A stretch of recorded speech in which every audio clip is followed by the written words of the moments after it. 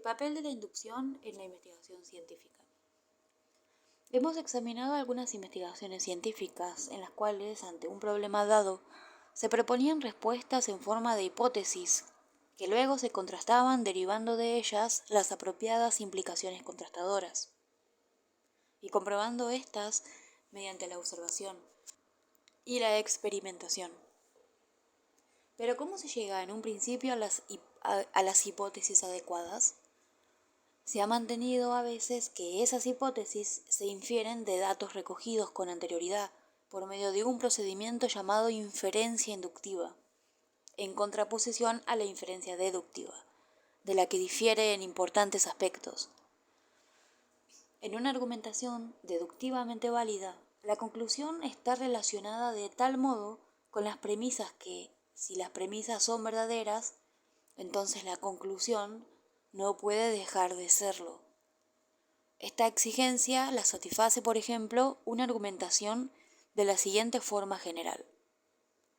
Si P, entonces Q, no es el caso que Q, conclusión, no es el caso que P.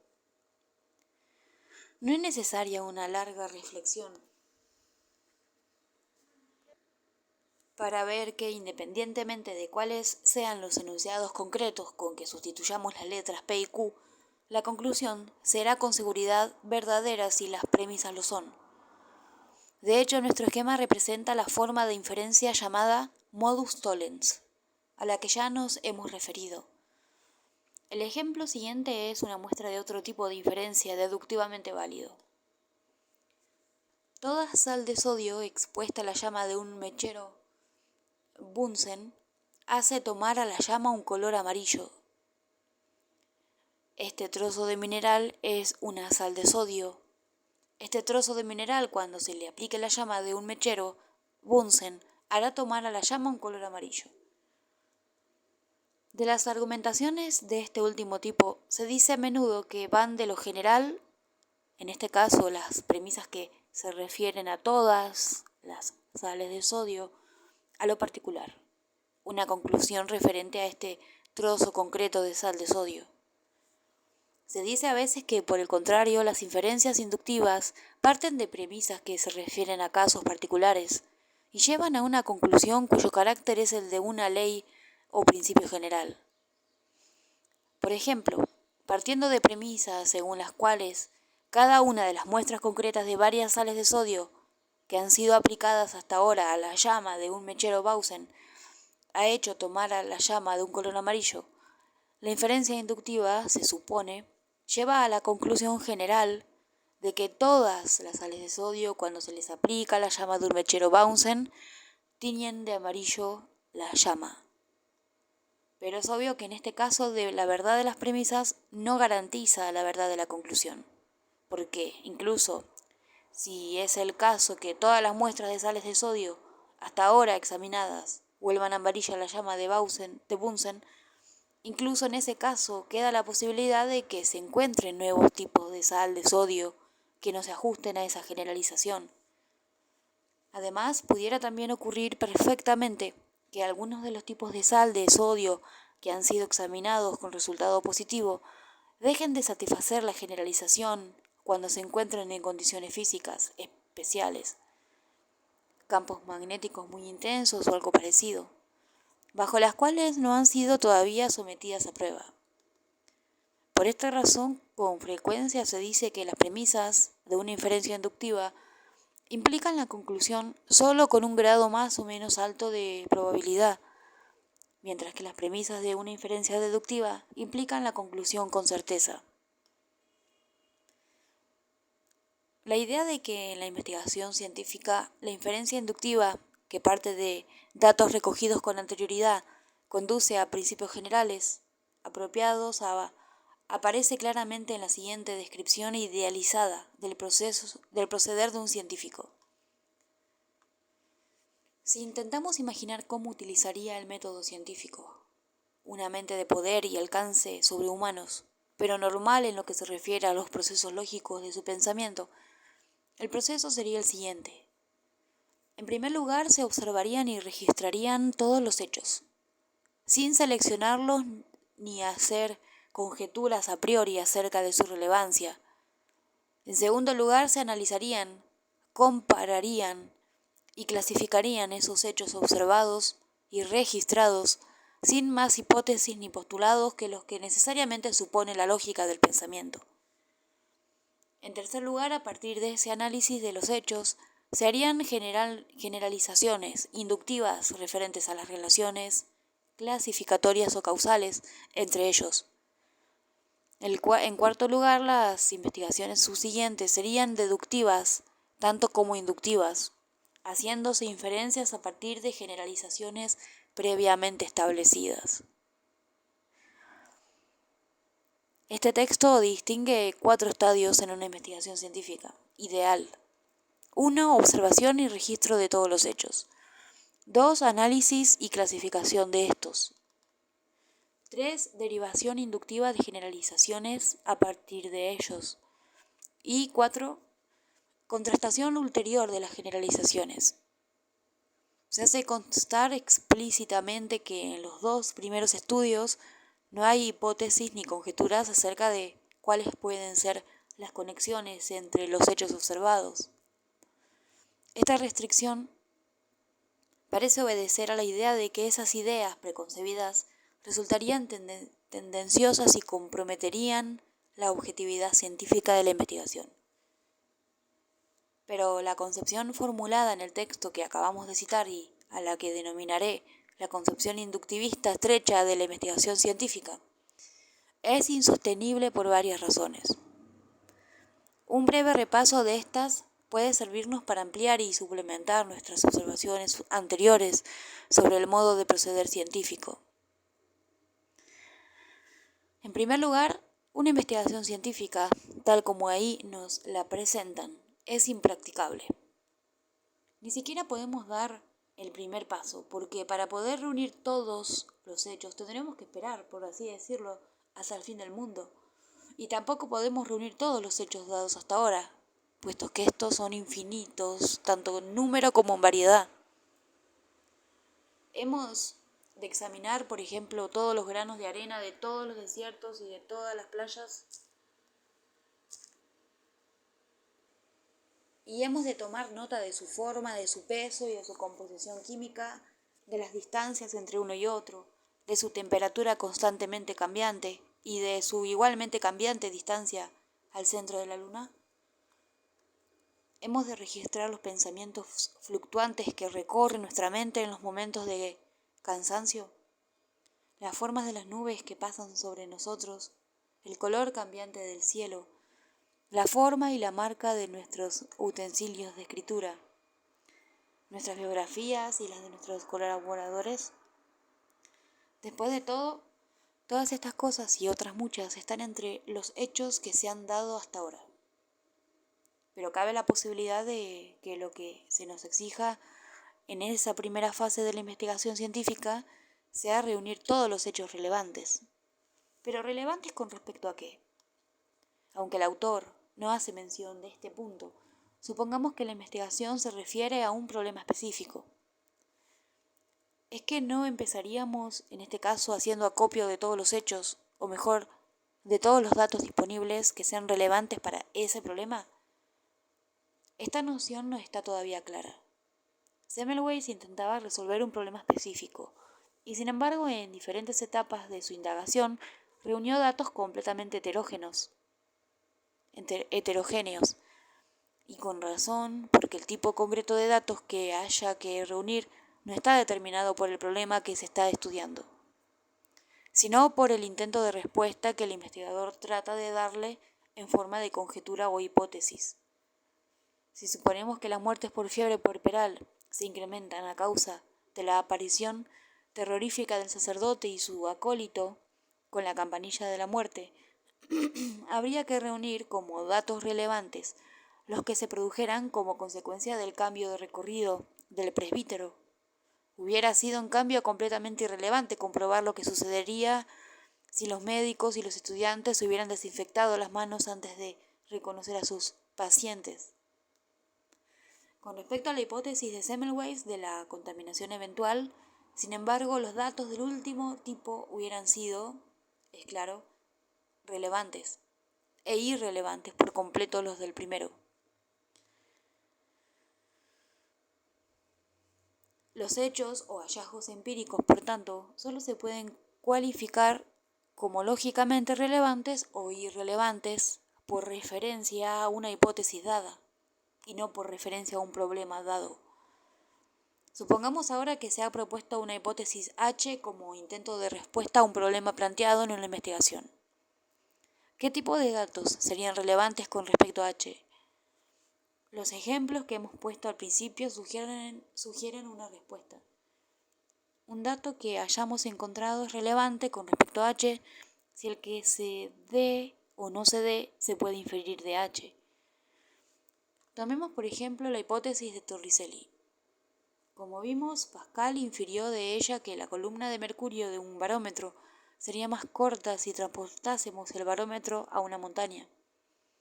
Por tanto, cualquier dato en el sentido de que este hecho se había producido en un caso concreto es relevante para la hipótesis, pero también lo sería el dato de que la longitud de la columna de mercurio había permanecido constante o que había decrecido y luego había aumentado durante la ascensión, porque esos datos habrían refutado la implicación contrastadora de Pascal y por ende la hipótesis de Torricelli. Los datos del primer tipo podrían ser denominados datos positiva o favorablemente relevantes a la hipótesis. Los del segundo tipo serían datos negativa o desfavorablemente relevantes. En resumen, la máxima según la cual la obtención de datos debería realizarse sin la existencia de hipótesis antecedentes que sirvieran para orientarnos acerca de las conexiones entre los hechos que se están estudiando, es una máxima que se autorrefuta y a la que la investigación científica no se atiene.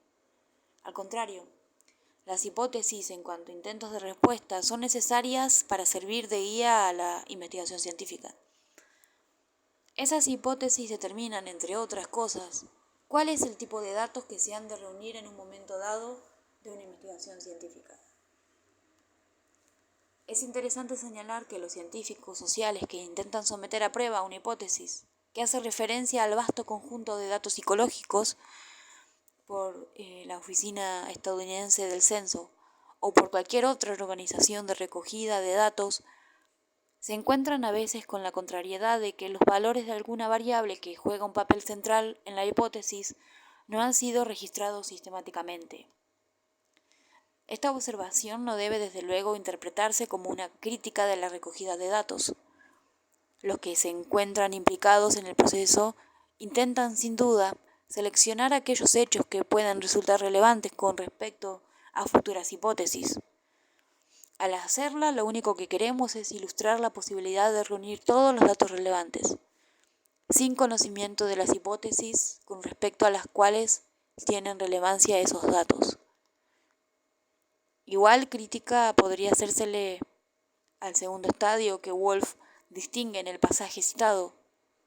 Un conjunto de hechos empíricos se pueden analizar y clasificar de muchos diversos modos, la mayoría de los cuales no serían de ninguna utilidad para una determinada investigación. Semmelweis podría haber clasificado a las mujeres ingresadas en la maternidad siguiendo criterios tales como la edad, lugar de residencia, estado civil, costumbres dietéticas, etc. Pero la información relativa a estos puntos no hubiera proporcionado la clave para determinar las probabilidades de que una paciente contrajera la fiebre puerperal. Lo que Semmelweis buscaba eran criterios que fueran significativos en este sentido, y a efectos, como él mismo acabó por demostrar, era esclarecedor fijarse en aquellas mujeres que se hallaban atendidas por personal médico cuyas manos estaban contaminadas, porque la mortalidad por fiebre puerperal tenía que ver con esa circunstancia o con ese tipo de pacientes. Así pues, para que un modo determinado de analizar y clasificar los hechos pueda conducir a una explicación de los fenómenos en cuestión, debe estar basado en hipótesis acerca de cómo están conectados esos fenómenos. Sin esas hipótesis, el análisis y la clasificación son ciegos. Nuestras reflexiones críticas sobre los dos primeros estadios de la investigación tal como se nos presenta en el texto citado, descartan la idea de que las hipótesis aparecen solo en el tercer estadio, por medio de una inferencia inductiva que parte de datos recogidos con anterioridad. Hemos de añadir, sin embargo, algunas otras observaciones a este respecto. La inducción se concibe a veces como un método que, por medio de reglas aplicables mecánicamente, nos conduce desde los hechos observados a los correspondientes principios generales. En este caso, las reglas de la inferencia inductiva proporcionarían cánones efectivos del descubrimiento científico. La inducción sería un procedimiento mecánico análogo al familiar procedimiento para la multiplicación de enteros, que lleva en un número finito de pasos predeterminados y realizables mecánicamente al producto correspondiente. De hecho, sin embargo, en este momento no disponemos de ese procedimiento general y mecánico de inducción. En caso contrario, difícilmente estaría hoy sin resolver el muy estudiado problema del origen del cáncer. Tampoco podemos esperar que ese procedimiento se descubra algún día, porque para dar solo una de las razones, las hipótesis y teorías científicas están usualmente formuladas en términos que no aparecen en absoluto en la descripción de los datos empíricos, en que ellas se apoyan y a cuya explicación sirven. Por ejemplo, las teorías acerca de las estructuras atómicas y subatómicas de la materia contienen términos tales como átomo, electrón, protón, neutrón, función psi, etc. Sin embargo, esas teorías están basadas en datos de laboratorio acerca de los espectros de diversos genes, trayectorias de partículas,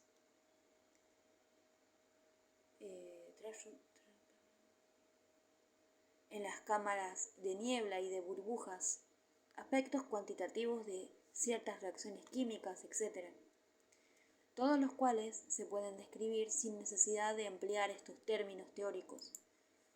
Las reglas de inducción, tal como se conciben en el texto citado, tendrían, por tanto, que proporcionar un procedimiento mecánico para construir, sobre la base de los datos con que se cuenta, una hipótesis o teoría expresada en términos de algunos conceptos completamente nuevos, que hasta ahora nunca se han utilizado en la descripción de los datos mismos. Podemos estar seguros de que ninguna regla mecánica conseguirá esto. ¿Cómo podría haber, por ejemplo, una regla general que, aplicada a los datos de que disponía Galileo relativos a los límites de efectividad de las bombas de succión, produjera mecánicamente una hipótesis basada en el concepto de un mar de aire? Cierto que se podrían arbitrar procedimientos mecánicos para inferir inductivamente una hipótesis sobre la base de una serie de datos en situaciones especiales, relativamente simples. Por ejemplo, si se ha medido la longitud de una barra de cobre a diferentes temperaturas, los pares resultantes de valores asociados de la temperatura y la longitud se pueden representar mediante puntos en un sistema plano de coordenadas, y se los puede unir con una curva, siguiendo alguna regla determinada para el ajuste de curvas. La curva, entonces, representa gráficamente una hipótesis general, cuantitativa, que expresa la longitud de la barra como función específica de su temperatura. Pero nótese que esta hipótesis no contiene términos nuevos. Es formulable en términos de los conceptos de temperatura y longitud, que son los mismos que se usan para describir los datos.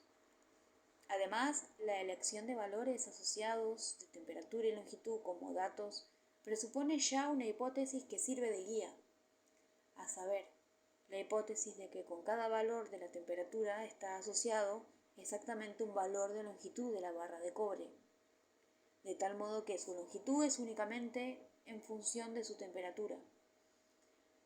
El trazado mecánico de la curva sirve entonces tan solo para seleccionar como apropiada una determinada función.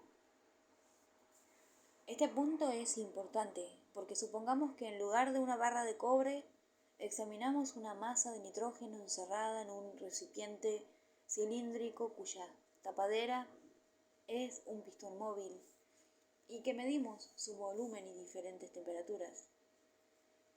Si con esto intentáramos obtener a partir de nuestros datos una hipótesis general que representara el volumen del gas como una función de su temperatura, fracasaríamos porque el volumen de un gas es a la vez una función de su temperatura y de la presión ejercida sobre él.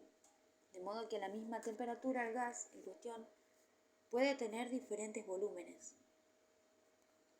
Así pues, incluso en estos casos tan simples, los procedimientos mecánicos para la construcción de una hipótesis juegan tan solo un papel parcial, pues presuponen una hipótesis antecedente, menos específica, es decir, que una determinada variable física es una función de otra variable única, a la que no se puede llegar por el mismo procedimiento.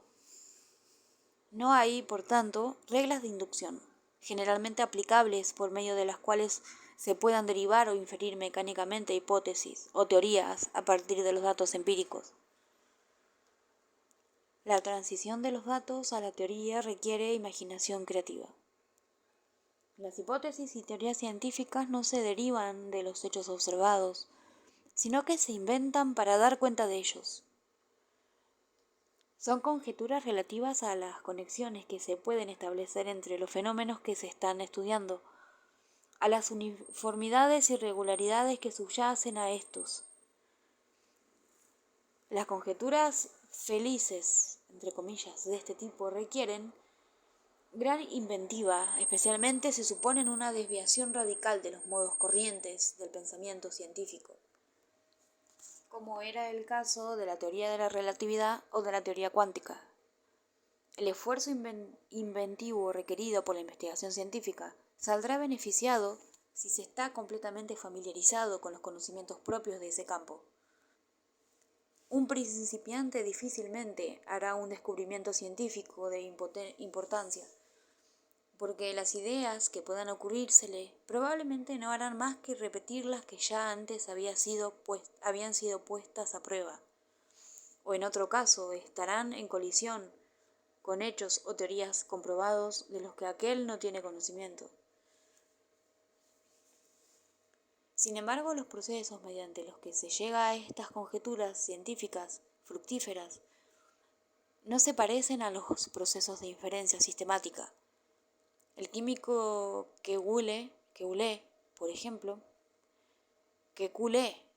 se llama Kekulé, ese químico, nos cuenta que durante mucho tiempo intentó sin éxito hallar una fórmula de la estructura de la molécula de benceno, hasta que una tarde de 1865 encontró una solución a su problema, mientras dormitaba frente a una chimenea. Contemplando las llamas, le pareció ver átomos que danzaban serpenteando. De repente una de las serpientes se asió la cola y formó un anillo, y luego giró burlonamente ante él. Kekulé se despertó de golpe. Se le había ocurrido la idea, ahora famosa y familiar, de representar la estructura molecular del benceno mediante un anillo hexagonal. El resto de la noche lo pasó extrayendo las consecuencias de esta hipótesis.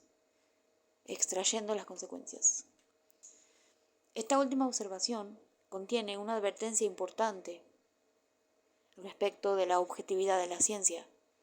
En su intento de encontrar una solución a su problema, el científico debe dar rienda suelta a su imaginación, y el curso de su pensamiento creativo puede estar influido incluso por nociones científicamente discutibles.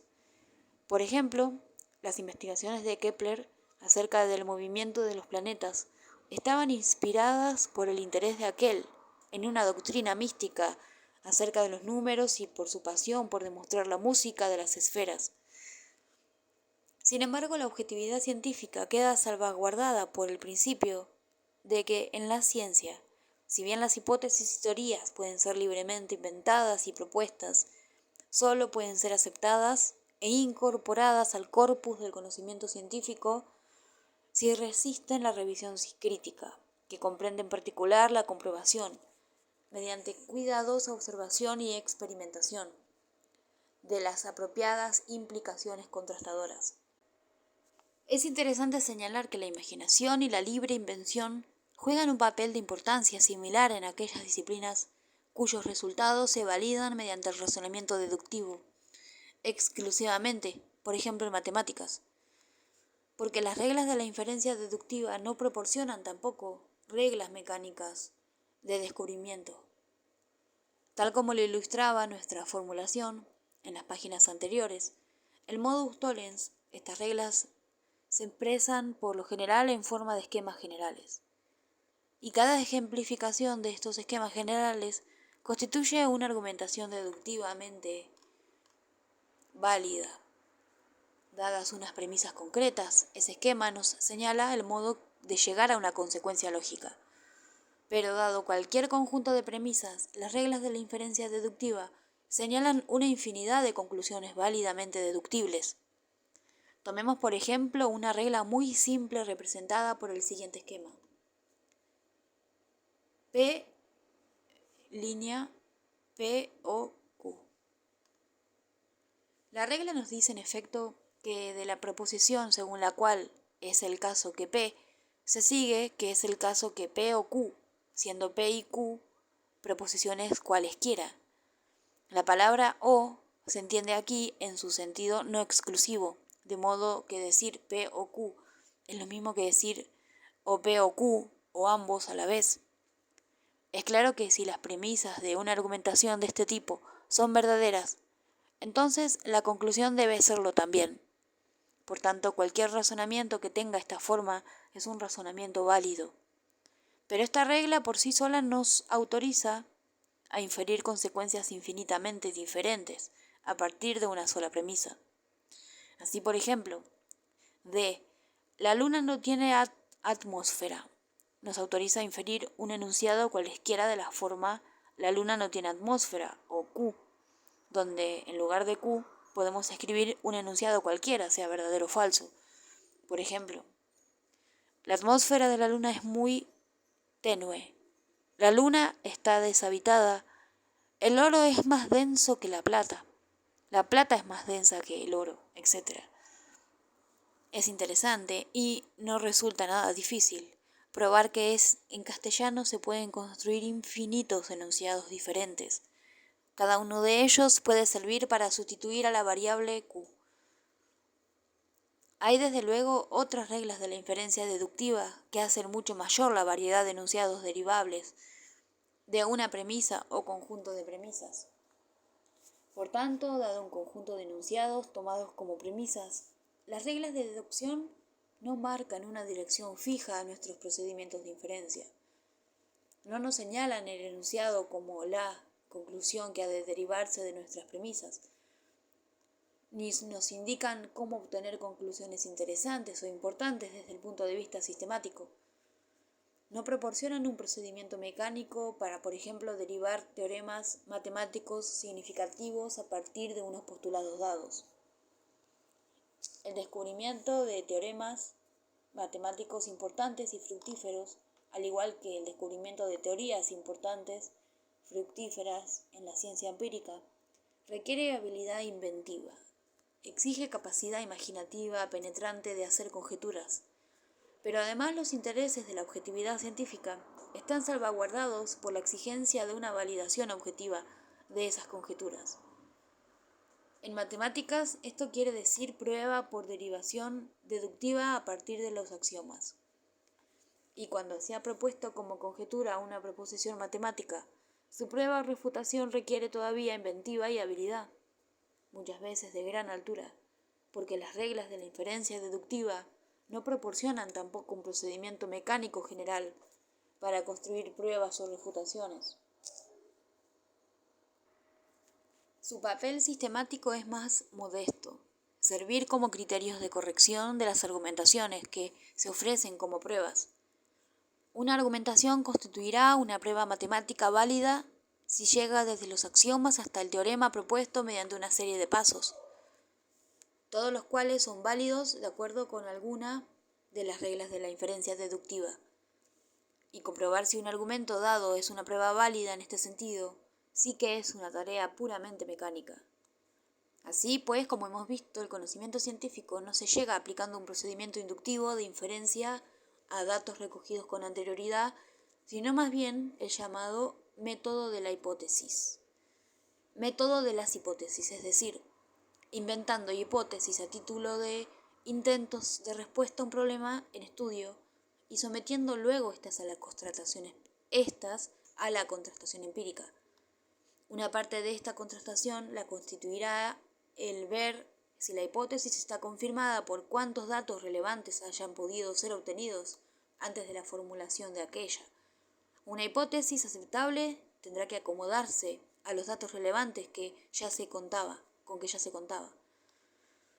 Otra parte de la contrastación consistirá en derivar nuestras nuevas aplicaciones contrastadoras a partir de la hipótesis y comprobarlas mediante las oportunas observaciones o experiencias.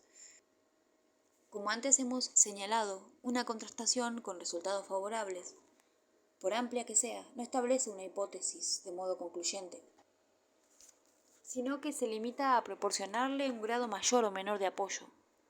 Por tanto, aunque la investigación científica no es inductiva en el sentido estrecho que hemos examinado, con algún detalle, se puede decir que es inductiva en un sentido más amplio, en la medida en que supone la aceptación de hipótesis sobre la base de datos que no las hacen deductivamente concluyentes, sino que solo les proporcionan un apoyo inductivo, más o menos fuerte, un mayor o menor grado de confirmación.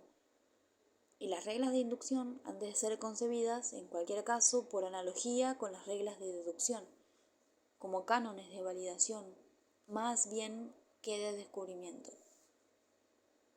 Lejos de generar una hipótesis que da cuenta de los resultados empíricos dados, esas reglas presuponen que están dados, por una parte, los datos empíricos que forman las premisas de la inferencia inductiva, y por otra parte, una hipótesis de tanteo que constituye su conclusión.